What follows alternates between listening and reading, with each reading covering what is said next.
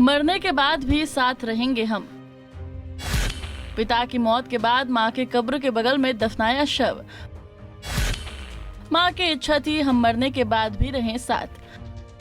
रमजान के पाक महीने में एक अजीबोगरीब मामला सामने आया है। रमजान मुसलमानों का सबसे खास त्योहार माना जाता है। इस त्योहार में नेकी करने की हिदायत दी जाती है, लेकिन भोजपुर जिले के गढ़हनी में जमीन विवाद को लेकर शव 50 घंटों तक चिलचिलाती धूप में रहा। शव दफनाने को लेकर 50 घंटे तक विवाद हुआ।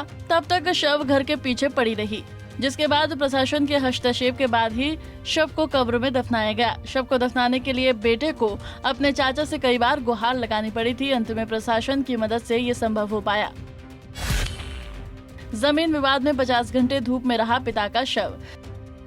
दरअसल पूरा मामला गढ़हनी थाना क्षेत्र के बडौरा गांव के वार्ड नंबर 2 का है, जहां अब्दुल रशीद अंसारी की मौत 7 अप्रैल को 82 वर्ष की उम्र में हो गई थी। वो पेशे से किसान थे, जिसके बाद उनके बेटों ने उनके शव को अपने ही घर के पीछे जमीन में दफनाने के लिए गड्ढा खोदा, लेकिन गड्ढा खोदने के बाद ही उनके चाचाओं ने इसका विरोध करना शुरू कर दिया। ये विरोध करीब 2 दिनों तक चला, जिसकी वजह से अब्दुल रशीद अंसारी का शव चिलचिलाती धूप में पड़ा रहा। काफी गुजारिश करने के बाद भी उसके चाचा नहीं माने। मां की कब्र के बगल में पिता को दफनाने के लिए 3 दिन तक नहीं निकाला जनाजा। अब्दुल रशीद अंसारी के बेटे की पत्नी ने बताया कि अब्दुल रशीद अंसारी की पत्नी बीबी जैनब खातून के इंतकाल के बाद भी उनके शव को दफनाने के लिए 2 दिनों तक विवाद हुआ था। उनके शव को भी दफनाने के दौरान पटीदारों ने अड़चन पैदा की थी। उस दौरान भी प्रशासनिक मदद के बाद शव को दफनाया गया था, तो वहीं ससुर के इंतकाल के बाद भी पटीदारों ने विवाद किया, जिसके बाद प्रशासनिक मदद बुलानी पड़ी और 2 दिनों के बाद शव को दफनाया गया। मां की इच्छा पूरा करने के लिए हुआ था विवाद। बीबी जैनब खातून की मौत 23 मार्च 2021 को हुई थी। मौत से पहले उनकी इच्छा थी कि जब भी उनका इंतकाल हो तो उनके बेटे को उनके शव को कब्रिस्तान में नहीं दफनाकर घर के पीछे जमीन में ही कब्र बना दफनाया जाए। साथ ही उनके शौहर के इंतकाल के बाद उनका शव उनकी बीवी के बगल में हो। इस वजह से रुस्तम अली की अम्मी के इंतकाल के बाद वो अपनी अम्मी की इच्छा पूरी करने के लिए घर के पीछे जमीन पर गड्ढा खोद कर दफनाने लगा, जिस पर विवाद हुआ था। तो वहीं अब अब्बू के शव को भी उनके कब्र के बगल में दफनाना चाहता था और मजार बनवाना चाहता था। घर में कब्रिस्तान बनाने के विरोध में हुआ विवाद। अब्दुल रशीद के बेटे की पत्नी ने बताया कि जब उनके पति घर के पीछे जमीन पर गड्ढा खोद रहे थे तो उनके चाचा ने विरोध किया था। उनका कहना था कि सभी लोग कब्रिस्तान में शव को दफनाते हैं, तुम घर को कब्रिस्तान क्यों बना रहे हो।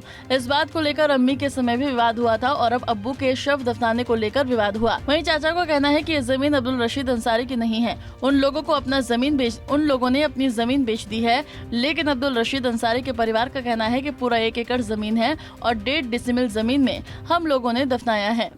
उम्र तो 2023 में, जिसे 23 मार्च 2021 का हुआ था, तो वो कह कर मरी थी कि मेरा अपने ज़मीन में दफन करना है।